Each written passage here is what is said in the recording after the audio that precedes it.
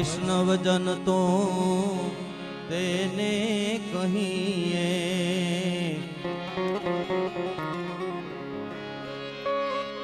એ પીડ પરાઈ જાણે રે વૈષ્ણવજન તો તેને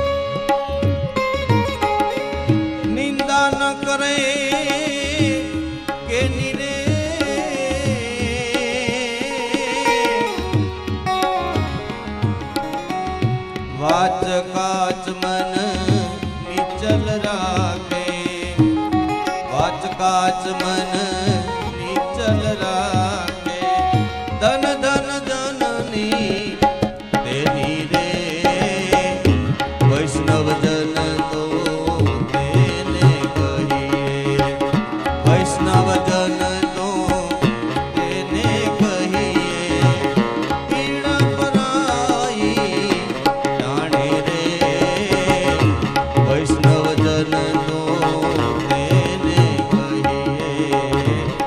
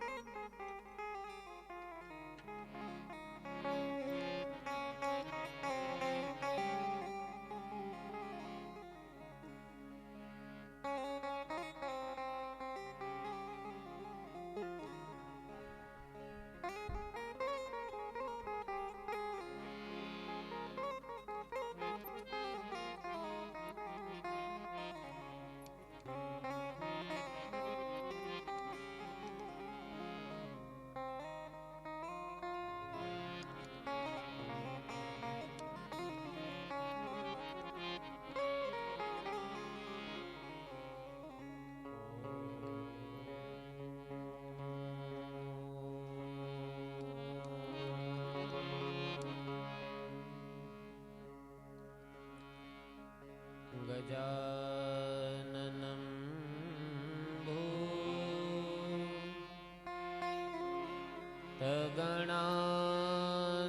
भूतगणादिसेवितं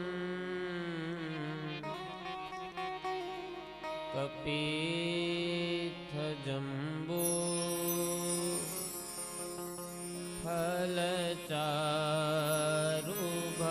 फलचारुभक्षणम् उमासुतं शो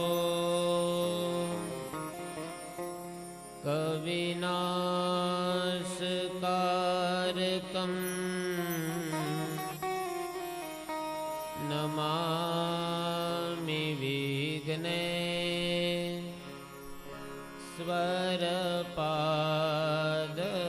स्वरपादपङ्कजम्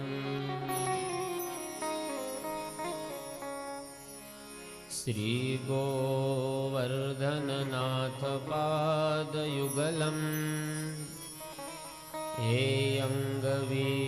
हेयङ्गवीनप्रियम् नित्यं श्रीमथुराधिपं सुखकरं श्रीविठ्ठलेशं मुदा श्रीमद्वारवतीश गोकुलपति श्रीगोकुलेन्दुं विभुं श्रीमन्मथमोहनं नटवरं श्रीबालकृष्णं भजे चिन्तासन्तानहन्तारो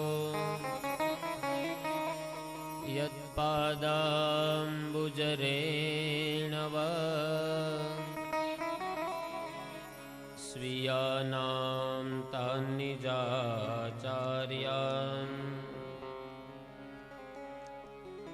प्रणमामि मुहुर्मुहुः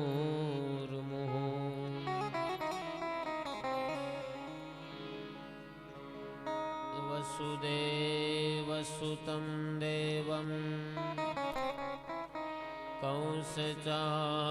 कंसचाणूरमर्दनं देवकी परमानन्दम् श्रीकृष्णं वन्दे जगद्गुरुम् श्रीकृष्णं वन्दे जगद्गुरुम् श्रीभागवत भगवान की जय श्री द्वारिकाधीश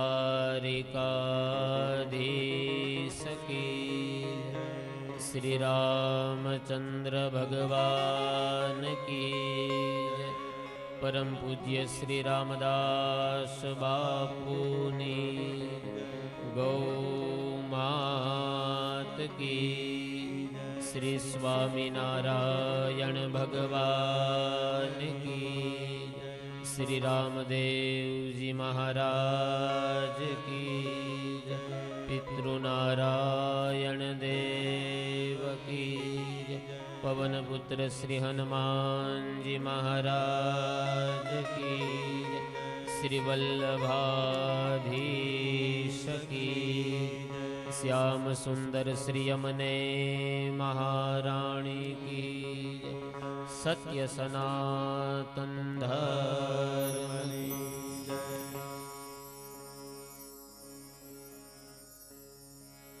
दयाळु द्वारकावाड़ा रे दयाळु द्वारकावाड़ा रे दयाळु द्वारकावाड़ा रे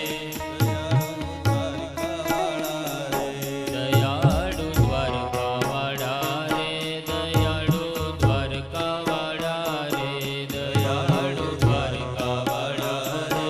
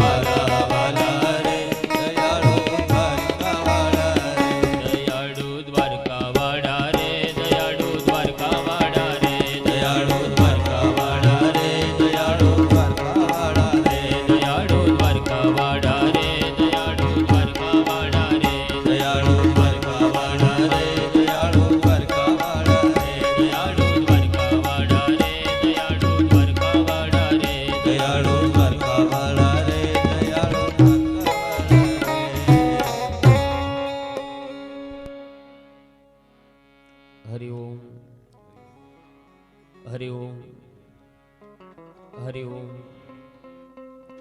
સર્વશક્તિમાન વાણી સ્વરૂપ, વાંગમય સ્વરૂપ, શબ્દમય દેહ એવા ગ્રંથરાજ શ્રીમદ ભાગવતજીને પ્રણામ. માં સરસ્વતી સાથે જોડાયેલા છે એવા સંગીતજ્ઞો, બ્રહ્મ વહેતા બ્રાહ્મણો તેમજ આ કથાના નિમિત્ત માત્ર યજમાન શ્રી રામનાથ ધૂન મંડળ, પ્રમણિદાન ગઢવી ગ્રુપ તેમજ આટલા વ્યસ્ત જીવનમાં પોતાનો કિંમતી સમય કાઢી કથા પંડાલની અંદર બિરાજમાન આપ ભાગ્યવાન શ્રોતાઓ તેમજ જીટીપીએલ ચેનલના માધ્યમથી ઘર બેઠા લાઈવ નિહાળી રહેલા દરેક શ્રોતાઓના હૃદય કમળમાં બિરાજમાન એ પરબ્રહ્મ પરમાત્માને વંદન. સૌને જય શ્રી કૃષ્ણ. ઇફેક્ટ આપો થોડી. હરિઓમ ઓમ હરિઓમ હરિઓમ ઓમ. શ્રીમદ ભાગવતની કથામાં કાલે આપણે સૌએ મહાભારતનું એ દિવ્ય દર્શન, એ ચરિત્રનું આપણે દર્શન કરીએ. જે કથાની અંદર અનેક દિવસોના યુદ્ધ પછી જેને જ્યારે મરવાની ઈચ્છા થાય ત્યારે મરી શકે આવા ઈચ્છા મૃત્યુને વરેલા ભીષ્મ દાદા બાણની સૈયા ઉપર સૂતા છે.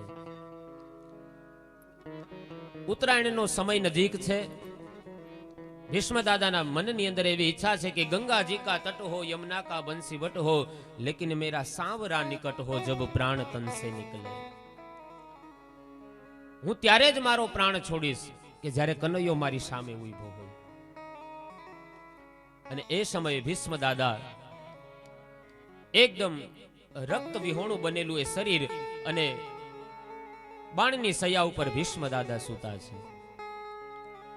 આ બાજુ કનૈયો વિચાર કરે કે આ એવો ભક્ત છે કે આને જો દર્શન નહીં આપું ને ત્યાં સુધી આ એનું શરીર નહીં છોડે. ભક્ત જો મેરે પ્રેમ બસ ચલે જો મેરી ચાલ, પહેલે કર દું કંગાલ ઓર ફિર કર દું ન્યાલ. એક વખત ભક્તિના માર્ગ ઉપર આપણે ડગલું એક ભરીએ એટલે સામે ભગવાનને 10 ડગલા ભરવા માટે ભગવાન બંધાયેલા છે. આ બાજુ ભીષ્મ દાદા સુંદર મજાની સ્તુતિ કરે. ઇતિમતિ રૂપ કલ્પિતા વિતૃષ્ણા ભગવતી શાશ્વત પુંગવે વિભૂમની. તમે વિચારો, કોઈ પણ સ્તુતિ પૂરી થાય ને તો છેલ્લે ઇતિ શબ્દ લાગે, પણ ભીષ્મ દાદાની સ્તુતિ એટલી અદ્ભુત છે ને કે ઇતિ શબ્દથી તો સ્તુતિની શરૂઆત થઈ. વિચાર કરો, એ સ્તુતિમાં કઈ તાકાત હશે. ઇતિમતી રૂપ, હે નાથ, હું આપને મારી મતિ અર્પણ કરું છું. યાદ રાખજો, જીવાત્મા પરમાત્માને મતિ આપે તો જ પરમાત્મા જીવાત્માને ગતિ આપે. મતિ અર્થાત આપણી બુદ્ધિ. આપણી બુદ્ધિ છે ને એ આપણે ભગવાનને અર્પણ કરવાની છે. ઈશ્વરને જ્યાં સુધી આપણે મન અર્પણ નહીં કરીએ ત્યાં સુધી આપણને ભગવાનની પ્રાપ્તિ નહીં થાય. કારણ કે મન એવ મનુષ્યાણમ કારણમ બંધ મોક્ષયો. ગીતાકાર કહે છે કે મન છે ને એ જ સુખ દુઃખના દ્વંદ્વો ઊભા કરતું હોય છે, મારું તમારું. એક વખત જો મન પરમાત્માને સમર્પિત કરીએ, જો મતિ પરમાત્મા તરફ થાય તો યાદ રાખજો, આપણી ગતિ પણ એના તરફ જ હશે. મન ઉપર જ આખા માણસનો આધાર છે ને, એ મન ઉપર હોય છે. મન બુદ્ધિ જેના છે એને તું આપજે. પૂજ્ય પાંડુરંગ દાદાને યાદ કરવા પડે. મન બુદ્ધિ જેના છે એને તું આપજે, મનડું પ્રભુના ચરણમાં તું રાખજે. પૂજ્ય પાંડુરંગ દાદાનો બહુ અદ્ભુત વિચાર. કહેવાનો અર્થ કે જ્યાંથી સારો વિચાર મળે ને ત્યાંથી ગ્રહણ કરવો.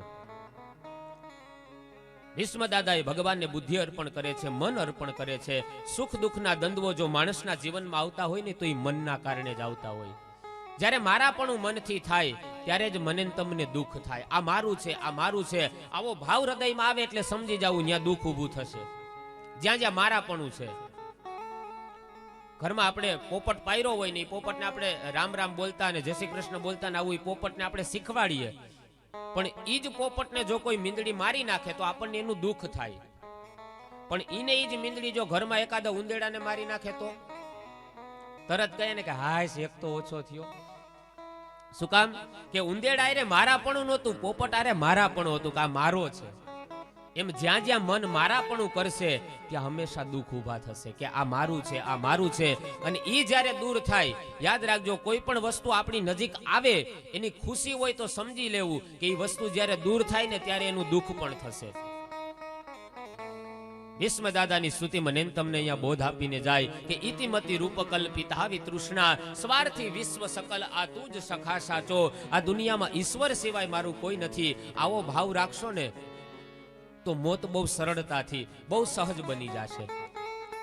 જો મારાપણું થશે તો પછી એમાં પુનરપી જનનમ પુનરપી મરણમ પુનરપી જનની જઠરે શયનમ. મમત્વ એનો નાશ કરવા માટે આ ભીષ્મ દાદાનું ચરિત્ર મને તમને બોધ આપે છે કે મતિ જે છે, તમારી બુદ્ધિ છે, એ તમે ભગવાનને સમર્પિત કરો. આ બાજુ ભીષ્મ દાદાએ સુંદર મજાની બધાની વચ્ચેથી વિદાય લે છે. ઋષિમુનિઓની આંખમાં અશ્રુની ધાર થઈ છે. સૌનકાદી ઋષિમુનિઓ સૂતજીને પ્રશ્ન કરે છે, મહારાજ, અશ્વત્થામ્નોપસૃષ્ટેન બ્રહ્મ શીર્ષણો ઋતેજસા ઉત્તરાયા મહતો ગર્ભ ઈશેનામ જીવિતઃ પુનઃ. સૌનકજી પ્રશ્ન કરે છે કે મહારાજ, અશ્વત્થામાએ જેને મારવા માટે બ્રહ્માસ્ત્ર છોડ્યું હતું એ ઉત્તરાનું બાળક, એ ઉત્તરાના બાળકના દિવ્ય જન્મ અને કર્મની કથા મને સંભળાવો. 9 માસ પરિપૂર્ણ થતા ઉત્તરાના ગર્ભથી સુંદર મજાનું એક દિવ્ય તેજસ્વી બાળકનો જન્મ થાય છે, પ્રાગટ્ય થયું છે. ને એ બાળક જ્યારે માના ઉદરમાં હતું ત્યારે એક નાના એવા અંગૂઠા જેવડા ભગવાનના એ સ્વરૂપે એ બાળકની રક્ષા કરે છે. ભગવાનનો ભક્ત છે, પાંડવોનો વંશ છે, એટલા માટે ભગવાન એની રક્ષા કરે. ઉત્તરાના ગર્ભમાં પ્રવેશ કરી અશ્વત્થામાના બ્રહ્માસ્ત્રને ક્ષીણ કરી અને પરીક્ષિત મહારાજની એ રક્ષા કરી છે ભગવાને. જન્મતાની સાથે જ એ બાળક ચારે તરફ જોવે છે કે જે ગર્ભની અંદર મને ભગવાને દર્શન દીધા એ ભગવાન ક્યાં ગયા, ક્યાં ગયા, એમ ચારે તરફ જોવે છે.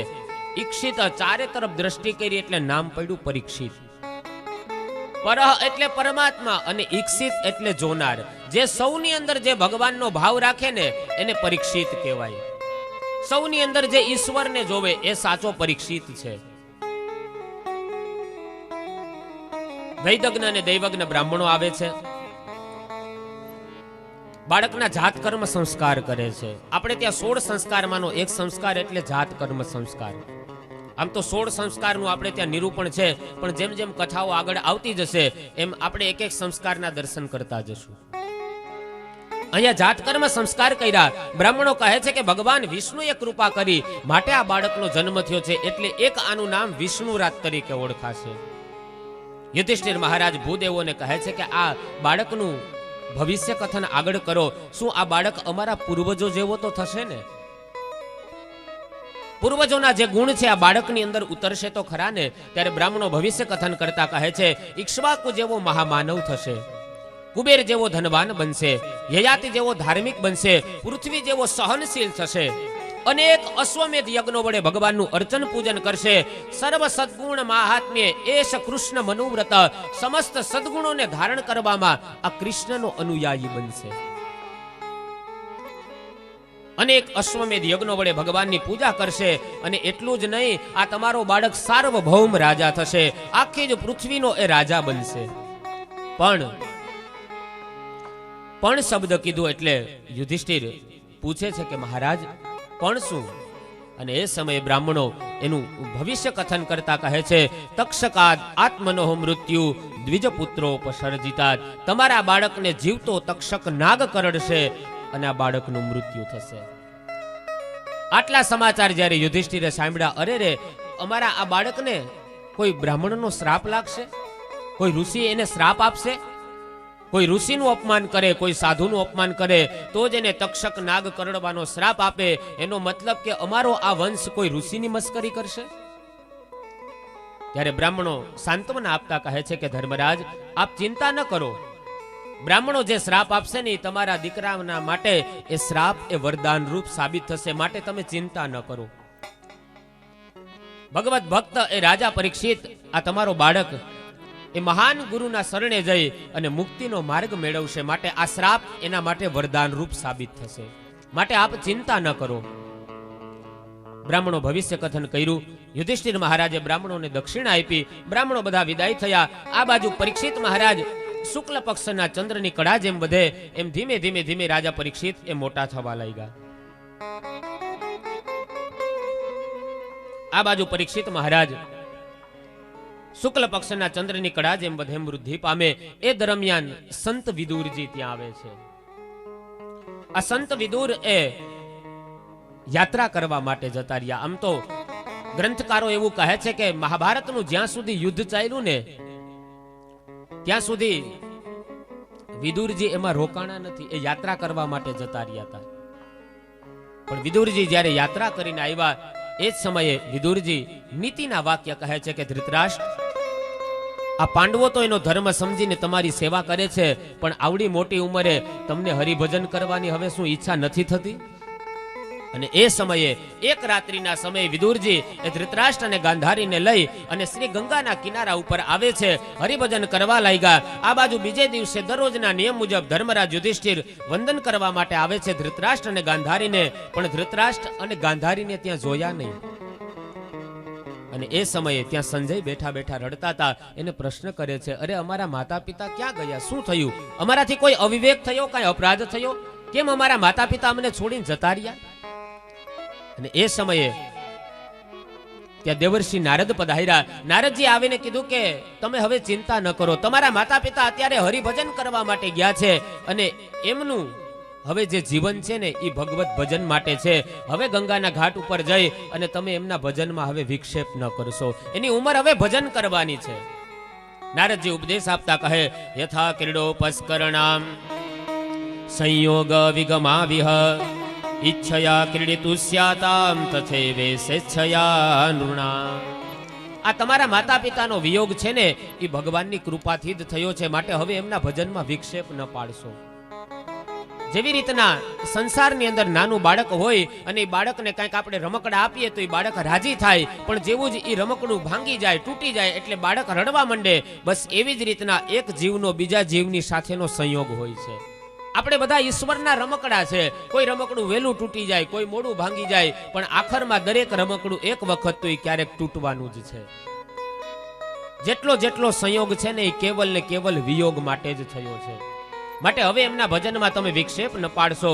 આ બાજુ ધૃતરાષ્ટ્ર અને ગાંધારી ગંગાના કિનારે હરિભજન કરે છે.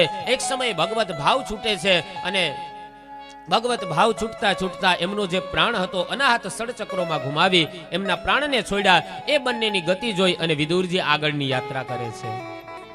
આ બાજુ હસ્તિનાપુરમાં ધર્મરાજ યુધિષ્ઠિરને કલિયુગના આગમનના એંધાણ જોયા, લોકોના વ્યવહારમાં છલ કપટના દર્શન જોયા. કલિયુગ છવાઈ ગયો અને એ સમયે લોકો બધા સુખી થવા ઈચ્છે છે પણ સુખના માર્ગે નથી ચાલવું. આવા લોકોના દર્શન થયા. માણસને જીવનમાં આનંદ જોઈએ છે, શાંતિ જોઈએ છે, પણ એનો જે નીતિનો માર્ગ છે એના ઉપર નથી ચાલવું અને લોકો છલ કપટ કરતા થયા. આ ગ્રંથ મને તમને અહીંયા બોધ આપીને જાય, માણસની અંદર નિષ્કપટપણું બહુ જરૂરી છે. છલ કપટ હોય ને માણસમાં, એ ભગવાનને ક્યારેય ન ગમે. અને એટલા માટે જ એનું રામાયણ પ્રમાણ આપે છે કે નિર્મલ મન જન સો મોહી પાવા, મોહી કપટ છલ છિદ્ર ન પાવા. ભગવાન રામ કહે છે કે મને નિર્મલ મન હોય ને એ ભક્ત મને બહુ વાલો લાગે. છલ કપટ ન કરો. ઘણા ભક્તિ માર્ગમાં છલ કરે. એટલે નથી એક વ્યક્તિ હનુમાનજીને માનતા કરીને કીધું કે જો હનુમાનજી મારે ત્યાં એક દીકરાનો જન્મ થાય તો તમને હીરાનો હાર ચડાવી. હનુમાનજી તો રાજી થઈ ગયા કે વાહ વાહ, સરસ ભક્ત છે, હીરાનો હાર તો પહેરવા મળશે એ બાને. હનુમાનજીની કૃપાને એને ત્યાં દીકરાનો જન્મ થયો. હવે હીરાનો હાર તો મોંઘો આવે, માનતા કરતા તો કરાઈ ગઈ, પણ હવે કરવું હું? હીરાનો હાર ભગવાનને આપવો પડે, નકર માનતા અધૂરી રહી જાય તો પાછી બીક લાગે કે વળી છોકરો માંદો પડશે તો. એટલે એને કપટ કર્યું, છોકરાનું નામ હીરો રાખ્યું અને છોકરાના હાથમાં ફૂલનો હાર આપીને કીધું કે હાલે હનુમાનજીને પહેરાવીને એમ કે હે ભગવાન હીરાનો હાર સ્વીકારો. હવે આમાં ભગવાન નાઈ નો પાડી શકે, કારણ કે નામ છોકરાનું હીરો છે. બે દી તો હનુમાનજીને દઈશ નો ઉકલી કે આ કેવા ભક્તો આવે છે મંદિરે. યાદ રાખજો, તમે દુનિયાને છેતરી શકો, દ્વારકા વાળાને ન છેતરી શકો. ભક્તિના માર્ગ ઉપર કોઈ દિવસ કપટ ન કરવું. ભગવાન તો એક્સરે મશીન છે જે અંદરના રિપોર્ટ જાણી લે. ભગવાન वो तो तन की जाने मन की जाने जाने चित की चोरी उनके आगे क्या छिपाना जिनके हाथ में जीवन दोरी. ઈશ્વર તો મારા ને તમારા અંદરના જે ભાવ છે ને એને ભગવાન જાણે છે. માટે ભક્તિના માર્ગ ઉપર છલ કપટ ન જોવું, ન કરવું. આ બાજુ કલિયુગનું આગમન જોયું. લોકોના વ્યવહારમાં છલ દેખાય, કપટ દેખાય, હિંસાઓ દેખાય. સૌનકજી પ્રશ્ન કરે છે, અરે સૂતજી, પરીક્ષિતના એવા તો ક્યાં કર્મ છે કે એને એક બ્રાહ્મણનો શ્રાપ લાગશે? સૂતજી મહારાજ કહે છે, સાંભળો. કૃષ્ણના સ્વધામ ગમન પછી બધા જ પાંડવોએ ભેગા મળીને એવો વિચાર કર્યો કે કૃષ્ણ વગરનું જીવન જીવીને શું કરવું. જેમ સુગંધ વગરનું ફૂલ નકામું છે એમ કૃષ્ણ વગરનું જીવન શું કામનું. યાદ રાખજો, કૃષ્ણ ફૂલ છે તો પાંડવો સુગંધ છે, કૃષ્ણ શબ્દ છે તો પાંડવો અર્થ છે, કૃષ્ણ શરીર છે તો પાંડવો પંચ પ્રાણ છે. પરસ્પર એકબીજા છે. ને એ સમયે કીધું કે કૃષ્ણ વગરનું જીવન શું કામનું. અને ત્યારે વિચાર કર્યો કે આ બધું જ રાજ્ય આપણે આપણા વંશજ એવા પરીક્ષિતને સોંપીને હિમાલય સ્વર્ગારોહણ માટે આપણે જતા રહીએ. અને એ સમયે હસ્તિનાપુરની ગાદી ઉપર રાજા પરીક્ષિતનો રાજ્યાભિષેક કર્યો. રાજ્ય પરીક્ષિતને સોંપે છે. પાંડવોને દ્રૌપદી પાંડુકેશ્વરમાં ભગવાન શિવજી મહારાજની છેલ્લી વખત પૂજા કરી અને હિમાલય એના માટે સ્વર્ગની સીડી બને છે. આ બાજુ પરીક્ષિત મહારાજ હસ્તિનાપુરના રાજા બને છે. પરીક્ષિતના લગ્ન ઉત્તરની પુત્રી ઐરાવતી સાથે થયા. એક દિવસ આ રાજા વનની અંદર વિચરણ કરવા માટે નીકળે છે. વિચરણ કરતા કરતા પરીક્ષિત મહારાજ એક દ્રશ્ય જોવે છે. એક કાળો પુરુષ હતો, હાથમાં ખડગ હતું અને એક બળદ અને ગાયને પીડા આપતો હતો. પરીક્ષિત રાજાએ આ દ્રશ્ય જોયું. વિચાર કર્યો કે હું તો આઈનો સમ્રાટ રાજા છું અને મારા રાજ્યમાં કોઈ વ્યક્તિ પીડિત થાય એ રાજા ક્યારેય સહન ન કરી શકે. આ રાજાનું કર્તવ્ય છે. અને એ સમયે આ ગાય, આ સાક્ષાત ગાય એ ધરતીનું સ્વરૂપ હતું અને જે બળદ હતો એ સાક્ષાત ધર્મનું સ્વરૂપ છે. પરીક્ષિત રાજાએ વિચાર કર્યો કે મારા રાજ્યમાં ધરતી અને ગાય અને ધર્મ, આને હું પીડિત ક્યારેય જોઈ ન શકું. એ સમયે રાજરા દોડીને પેલા શૂદ્રની પાસે જઈને પૂછે છે, અરે કોણ છો તું? શા માટે તું આ ધરતી અને ધર્મને તું પીડા આપે છો? અને એ સમયે પેલો રાજા, જે કલિયુગ હતો, જે ક્ષુદ્ર હતો, જે કાળો પુરુષ હતો, એ રાજા પરીક્ષિતના શરણમાં પડી ગયો. કીધું, મને ક્ષમા કરજો. અમે 4 ભાઈઓ છીએ, સતયુગ, દ્વાપરયુગ, ત્રેતાયુગ અને કલિયુગ.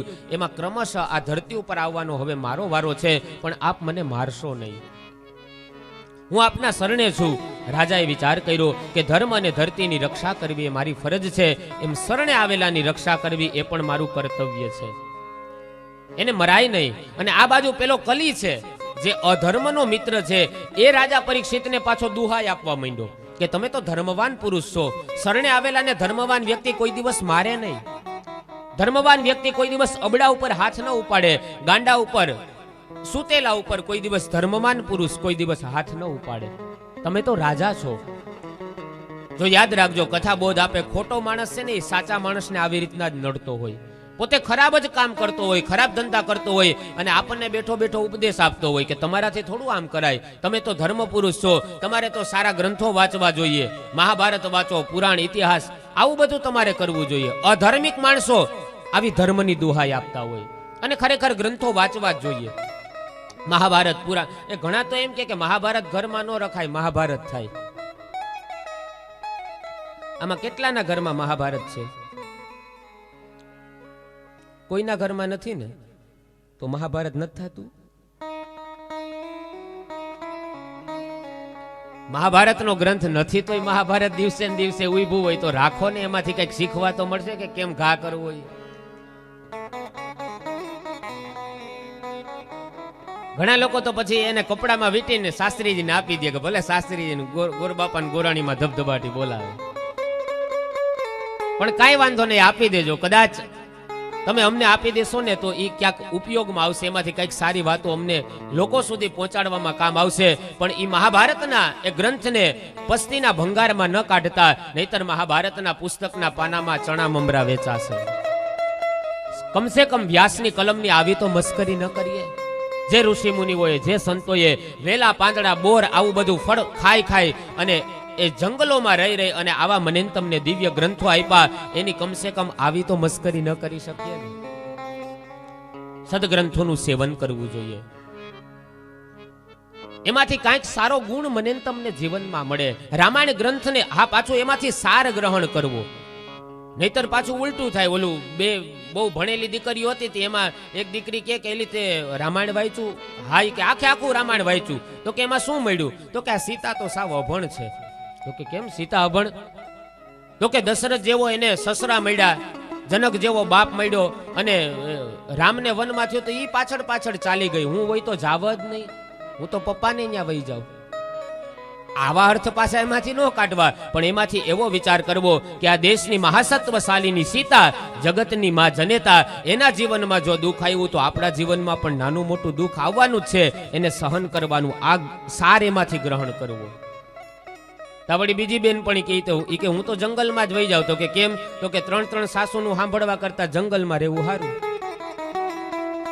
શું આના માટે આ ગ્રંથો બનાવ્યા છે?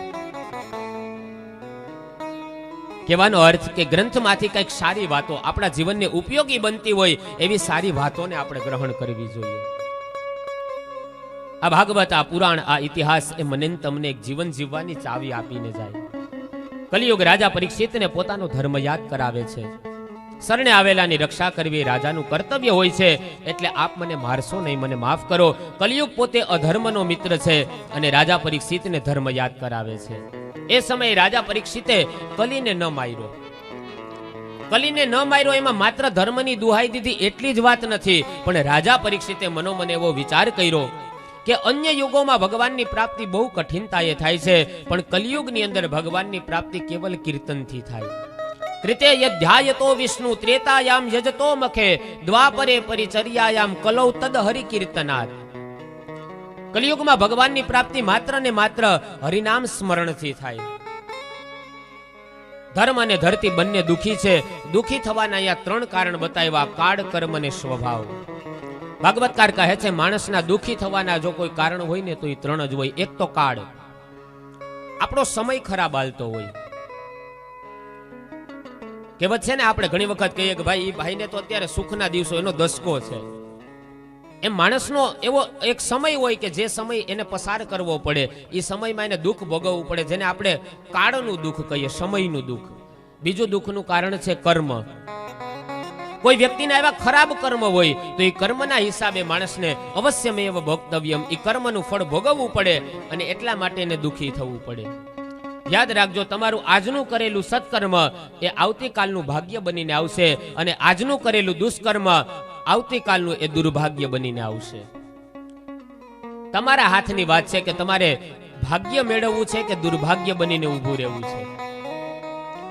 તો બીજું કારણ છે કર્મ. કોઈ વ્યક્તિના ખરાબ કર્મ હોય ને દુઃખી થવું પડે. જો આ બે થી જે વ્યક્તિ દુઃખી છે ને એને સુખી થવાની સંભાવના છે. કારણ કે પેલો જે ખરાબ સમય આલે છે એ સમય વીતી જશે એટલે માણસને સુખ પ્રાપ્ત થશે. બીજું દુઃખ છે કર્મ. ખોટા કામ છોડી દેવું એટલે જીવનમાં શાંતિ ને સુખ આવશે. પણ દુઃખનું ત્રીજું કારણ છે સ્વભાવ. આ દુનિયામાં જે વ્યક્તિ સ્વભાવથી દુઃખી છે ને એને આ દુનિયામાં કોઈ સુખી ન કરી શકે.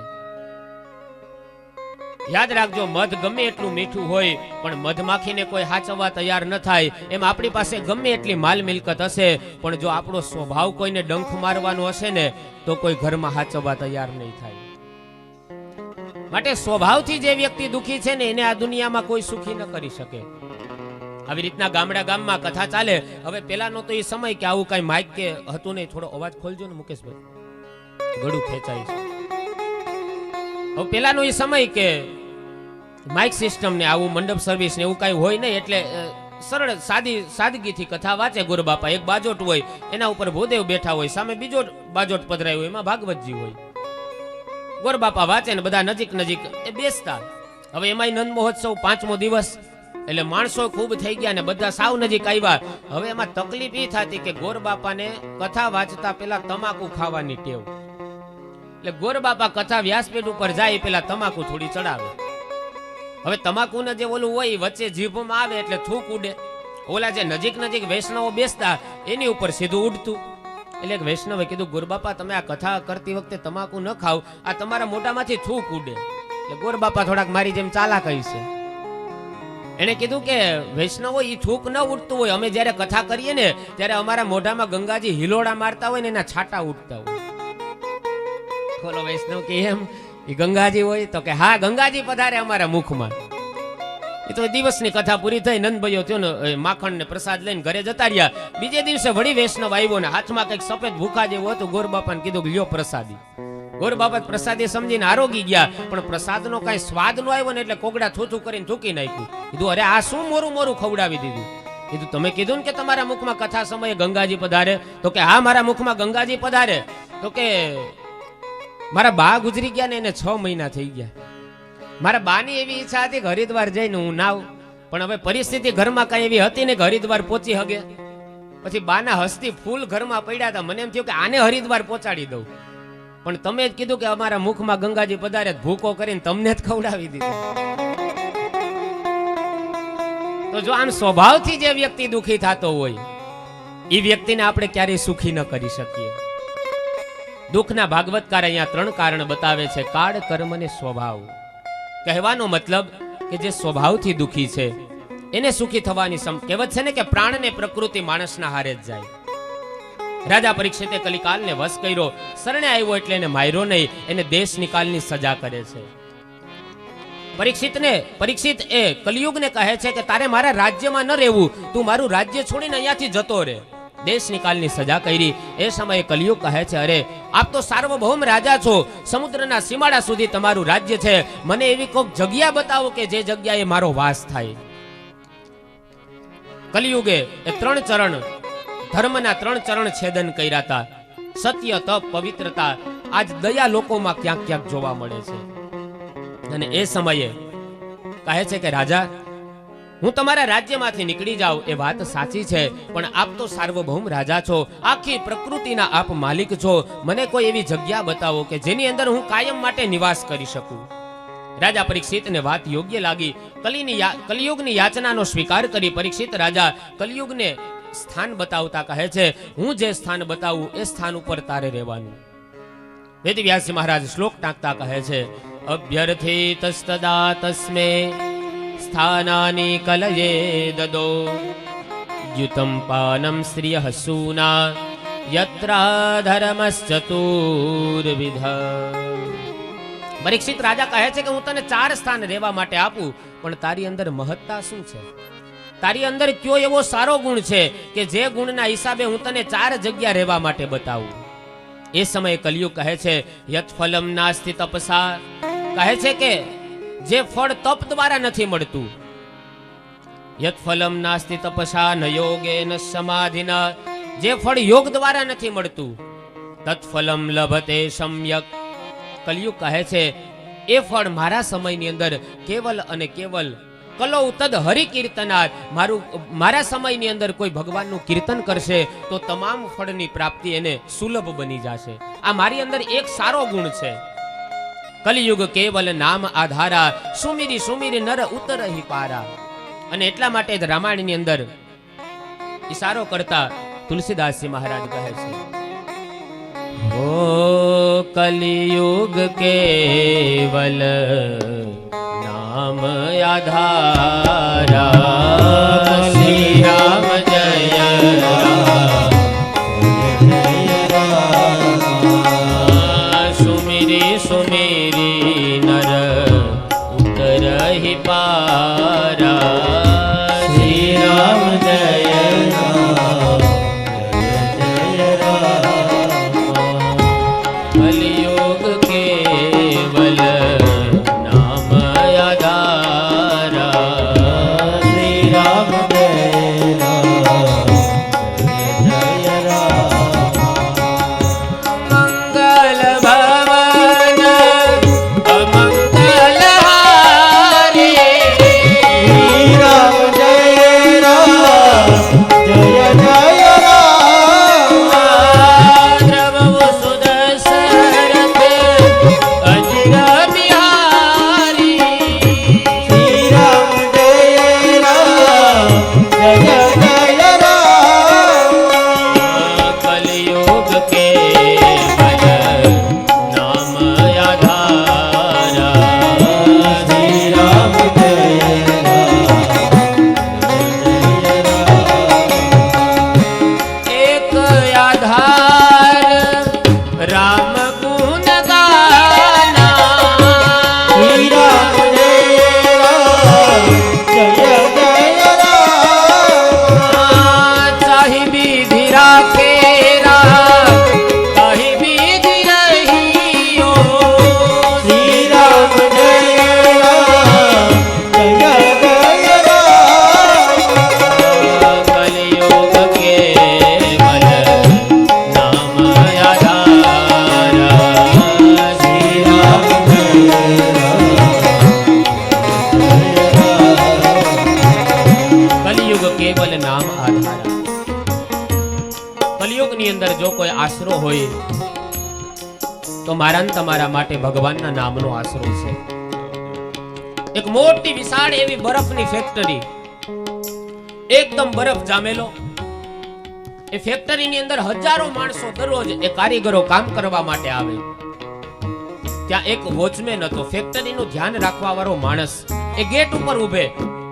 જેટલા માણસો આવે એ બધા જ પોતાના કામકાજમાં એટલા મશગુલ હોય કે અંદર જતા રહીએ.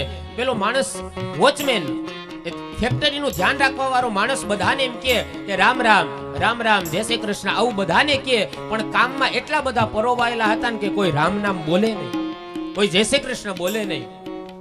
પણ એક એ ફેક્ટરીનો મેનેજર જ્યારે આવે અને આ માણસ ગેટ ખોલે અને એ ફેક્ટરીના મેનેજરને પેલો વોચમેન એમ કે રામ રામ, એટલે શેઠ હસતા હસતા કે રામ રામ, આમ કહીને જતા રહીએ. વળી પાછા જ્યારે ઘરે જાય રાત્રે ત્યારે વળી પાછા રામ રામ કરે, હસતા હસતા રામ રામ બોલે ને વળી પાછા ઘરે જતા રહીએ. હજારો માણસોમાંથી કોઈ ન બોલે, પણ એક મેનેજર એવા હતા કે દરરોજ રામ રામ બોલતા.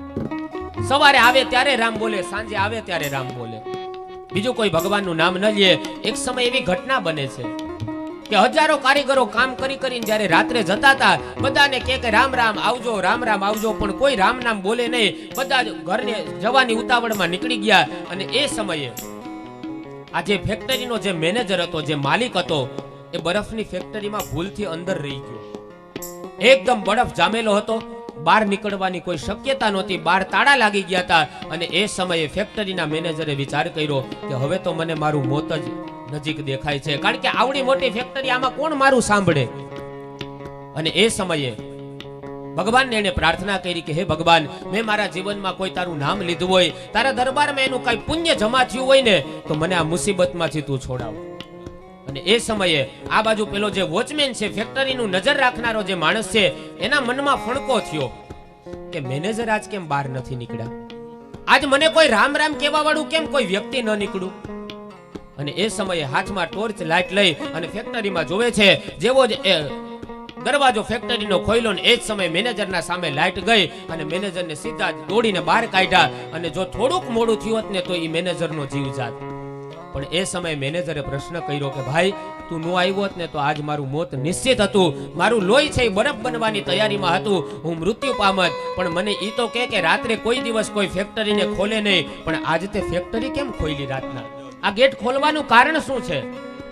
ત્યારે પેલો વોચમેન કહે છે કે સાહેબ, જ્યારે હજારો કારીગરો આવે બધાને હું રામ રામ બોલું, કોઈ વ્યક્તિ રામ રામ ન કરે, હજારો માણસો જાય કોઈ રામ નામ ન બોલે, પણ તમે જ એક એવા હતા કે જ્યારે ફેક્ટરીમાં અંદર પ્રવેશ કરો ને ત્યારે રામ રામ બોલતા, જય શ્રી કૃષ્ણ બોલતા. તમે એક એવા હતા કે જ્યારે જાઓ ત્યારે રામ રામ બોલતા, જય શ્રી કૃષ્ણ બોલતા.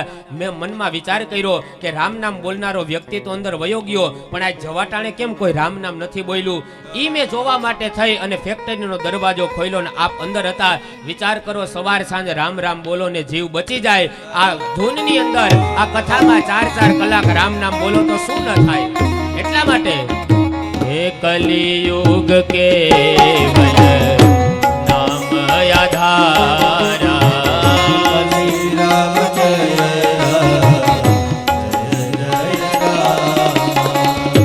મંગલ ભવન અમંગલ હારી, રામ જય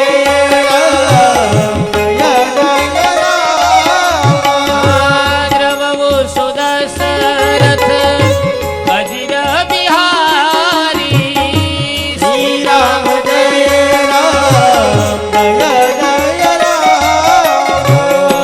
કલિયુગ કેવલ નામ આધારા, શ્રી રામ જય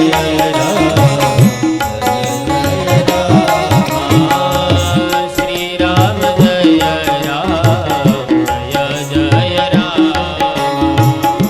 શ્રી રામ જય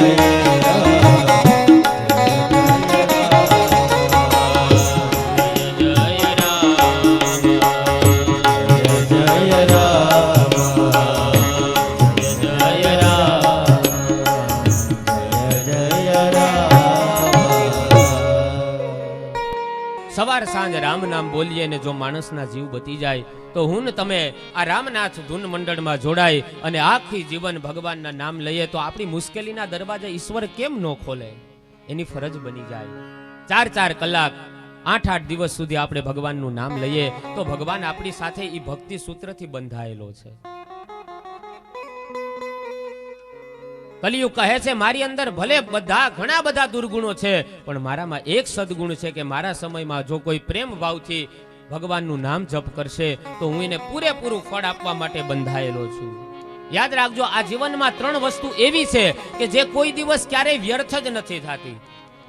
એક વસ્તુ ઈ છે કે કોઈ પણ વ્યક્તિને, કોઈ ગરીબ માણસને હૃદયથી દિલથી કરેલી મદદ આ કોઈ દિવસ વ્યર્થ ન જાય, એના આશીર્વાદ ક્યારેય વ્યર્થ ન જાય. એક હૃદયથી કરેલો પ્રેમ ભાવ આ કોઈ દિવસ વ્યર્થ ન જાય, અને મુખેથી લીધેલું ભગવાનનું નામ આ ક્યારેય વ્યર્થ ન જાય. એ ગમે ત્યારે ફળ આપવા માટે એ બંધાઈ જશે.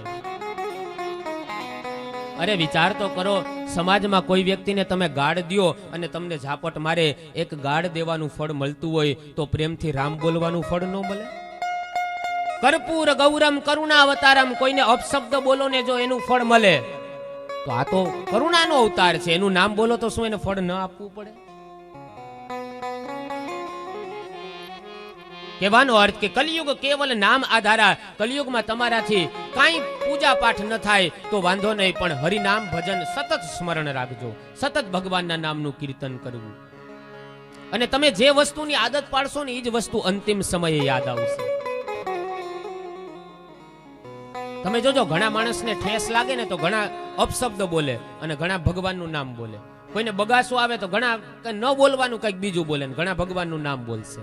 શું કામ કે તમે જીભને આદત પાડી. અને અમારે રાજસીભાઈના ઘરેથી અમે સવારે જ્યારે વહેલા ઉઠીએ 5:30 વાગે જ્યારે ચાલવા માટે ત્યાંથી નીકળીએ એટલે સતત સ્વામિનારાયણ સ્વામિનારાયણ સ્વામિનારાયણ મંત્રનો જપ કરતા હોય. જો આ મેં અનુભવેલું છે એટલે બોલું, બાકી ઘણા બધા એવું એની એવી ટેવ હોય, આદત હોય કે ભગવાનના નામનું સ્મરણ કરતા હોય. આ બહુ જીવનમાં જરૂરી છે, કારણ કે આખી જિંદગી આપણે આપણી આંખોને આપણા મનને જે વિચારો આપ્યા છે ને એ જ વિચારો અંતિમ સમય આવશે. તો કલિયુગ કેવલ નામ આધારા. તમે જે ભગવાનને માનતા હોય, તમે દ્વારકાવાળાને માનો, માતાજીને માનો, શિવને માનો, રામને માનો, આખરમાં એ બધી વસ્તુ એક જ છે. એક સત્યની છત્રી નીચે બધા જ દેવતાઓનું સ્થાન છે. કોઈ અલગ દેવતા નથી, બધા એક જ સ્વરૂપ છે. મેં કીધું એમ કે વાસળી ધારણ કરે તો આપણે એને દ્વારકાવાળો કહીએ, એ ધનુષ ધારણ કરે તો આપણે એને રામ કહીએ, એ ડમરું ધારણ કરે તો આપણે એને શિવ કહીએ, એ ત્રિશુલ ધારણ કરે તો આપણે એને માતાજી કહીએ, પણ આખરમાં એ સત્યનું સ્વરૂપ એક જ છે.